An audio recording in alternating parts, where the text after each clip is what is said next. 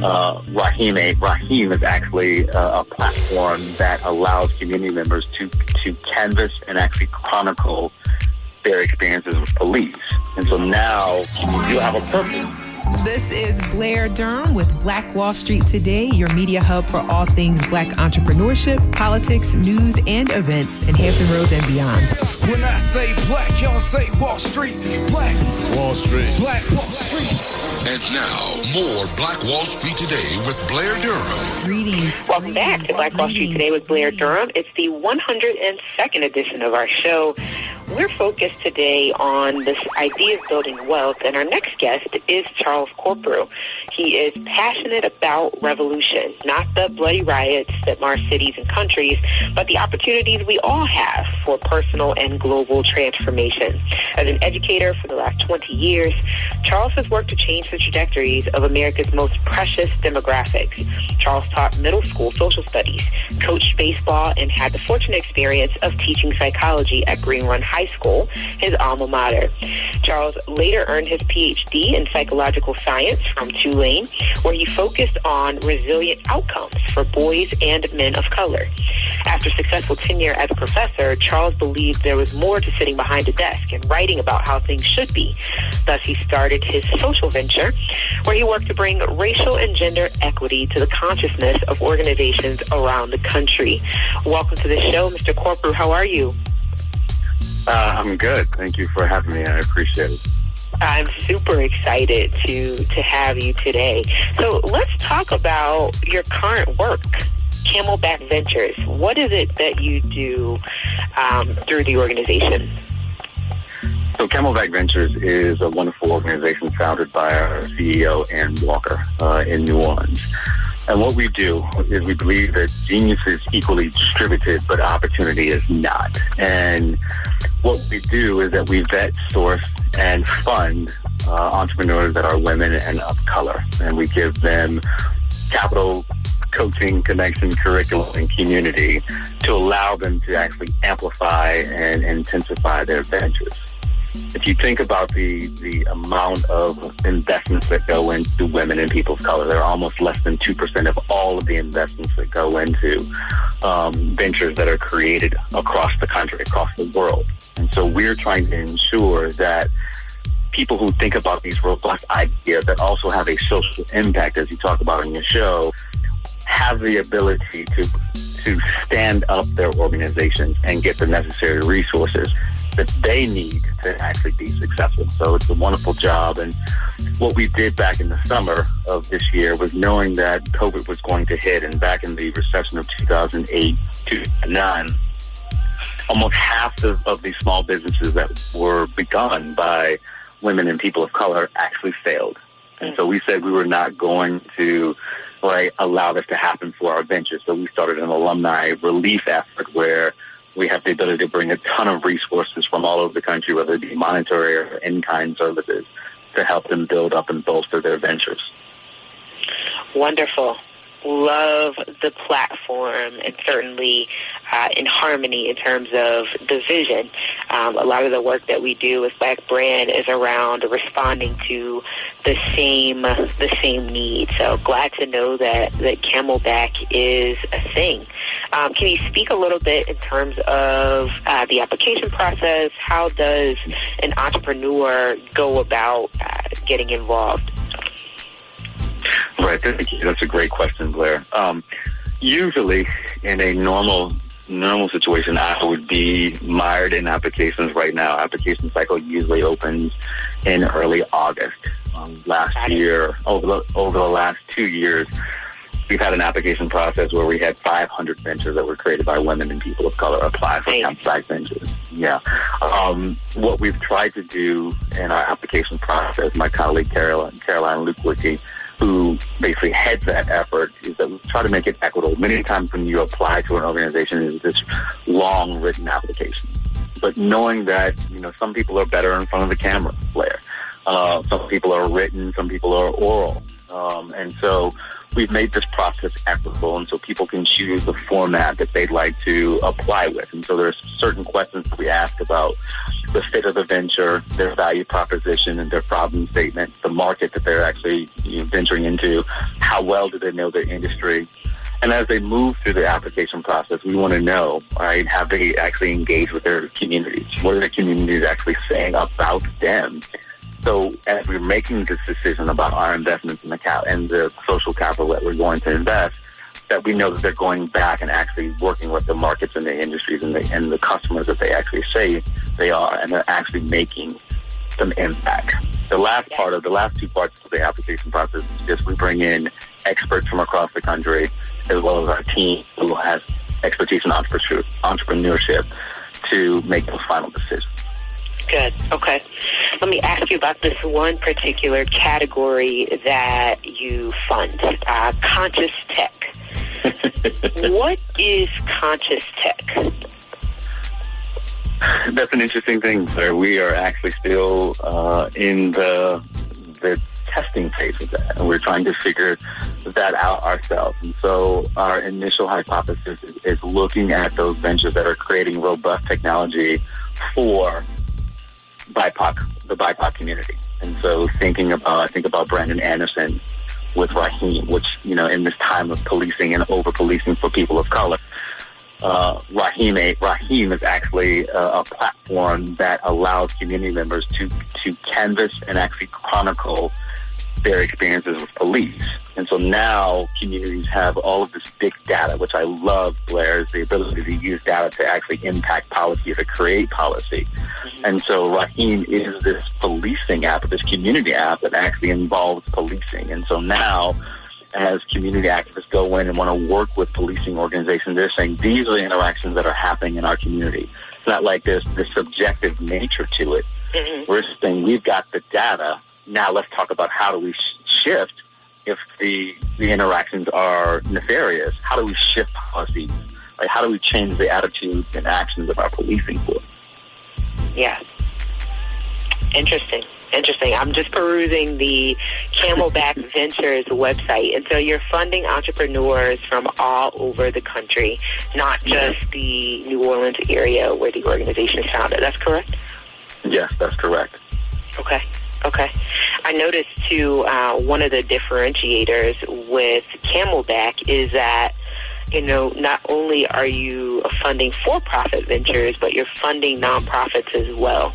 What went into the decision to give serious consideration to nonprofit entities? But I know that tends to be a rarity in the VC world. Right. So we're not a traditional VC. As we think about this, we know that many times Black and Indigenous people of color are creating organizations that, are in line with their values and goals of their communities that they serve. And so nonprofit organizations have been the staple of, Black and Indigenous people of color communities for decades. And so we saw this opportunity to make investments for founders who were starting, at this early stage of the nonprofit world and saying, hey, you have a great idea that potentially has a larger impact in a community. And so there are certain communities around the country that we've invested in: New York, New Orleans, Chicago, LA, Oakland, Birmingham, that we're seeing that there needs to be a tremendous impact. And we also invest in charter schools. And so we're seeing this charter school growth movement across the country. But we've been left out, and many of the schools that have been created haven't been created by us. And so we've invested in almost 20 charter schools over the last 6 years. And many of those schools are now open and impacting the individual communities that they serve. Powerful. Plainly put, I'm still perusing the site and looking here at your impact and some of the research that you all have brought to bear through your efforts. Powerful work that is, I know you've identified certain communities that could benefit perhaps more than others, or that are in more dire straits than others, but thinking about the conditions of particularly people of African descent here in the U.S., I feel like there's certainly a national need for this kind of effort. What is long-term, 5-10 years out for CamelBack Ventures? Is the intention to kind of set up shop in every state, or what's your thinking there? I don't think it's for us to create to set up shop in every state. I think that as an organization, and what we're seeing now with the pandemic, is that you can be remote and still have a robust impact all across the country, all across the world. Our vision is to have livable communities with living wage jobs that are created by women and people of color. And so when we think about livable communities, you're thinking about, as you read in my bio, I grew up in Virginia Beach and Green Run. Right. My parents have lived in that house for 50 years. Being able to get up and have a middle class to upper class income where you can send your children to school. And where they go to school, they're getting a quality education. I think about Green Run High School and what it meant to me back in the late 80s and 90s, and early 90s, where, Virginia Beach at this time was a racist city, and created a diagram where most of the black kids had to go to Green Run. Mm-hmm. It was a mistake on the school board's part, because what they did was create a juggernaut in Green Run High School, basically from 85 to 91 until Salem opened. And what happened with our principal, Wiley French, is that he created an equitable environment for students. And so my worldview was created there. How I see equity now was created in that school. So we want to have that similarity where people are living and going to schools where children see the vastness and the creativity of everyone. To be able to understand what it means to eat lumpia with your Filipino colleagues, right? To go to the soul food restaurant and eat with us, right? To break bread with anyone and to have conversations and to understand the vastness of our differences, but also about our similarities. And so when we think about livable wage jobs, we're not talking about $8.50 an hour, Blair. We're talking about $15 and up, where people can buy homes, when they don't have to rely on rental where we're making other people rich. Now, I'm not saying I'm a landlord myself, but to have a livable wage job where you can take care of your family and yourself. And so that is at the crux of everything that we do, is that we want to make sure that our people have communities to go home, that they're happy, that their children are schooled, and they actually have really good jobs. Yeah. Awesome. Just thinking about this year and seeing so many new efforts get going, in light of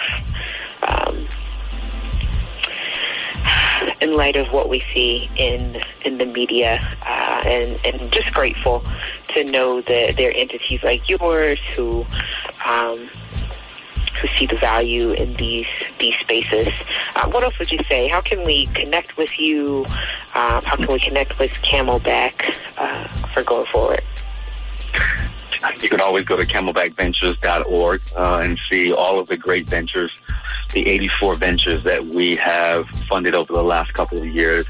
Our CEO, Ann Walker, has written a number of articles about the education landscape that we have going on and how CamelBack fits into that landscape. We're on all social media, whether Instagram, Twitter, Facebook. Please check us out.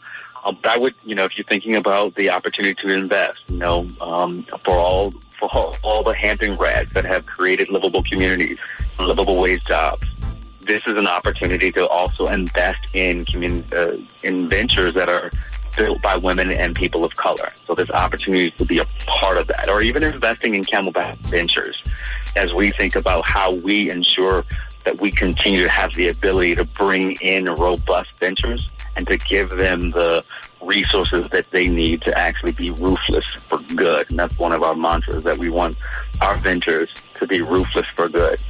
I love it. Okay. Anything else you would share?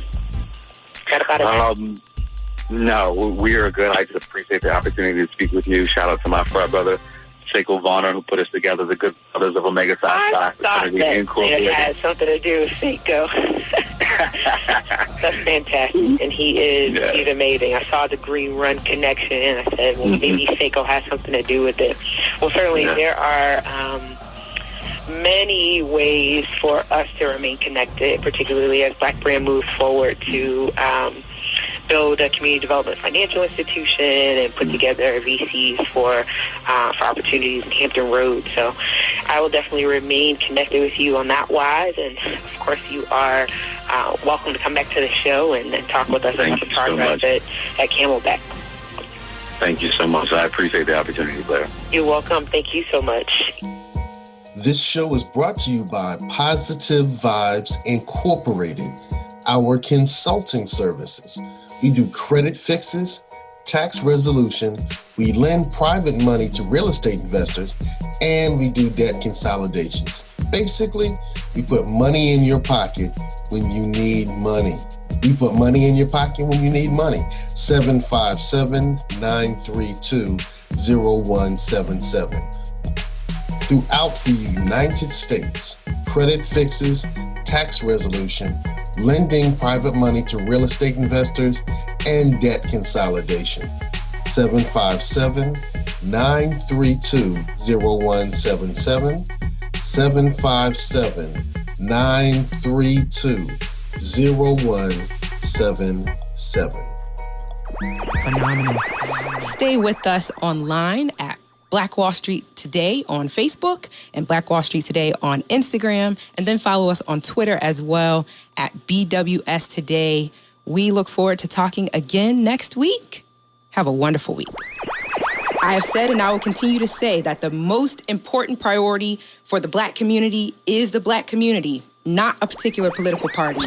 Phenomenal. Hey, yo, when I say Black, you say Wall Street. Black Wall Street. When I say Black, you say Wall Street. Black. When I say Black, you say Wall Street. Black.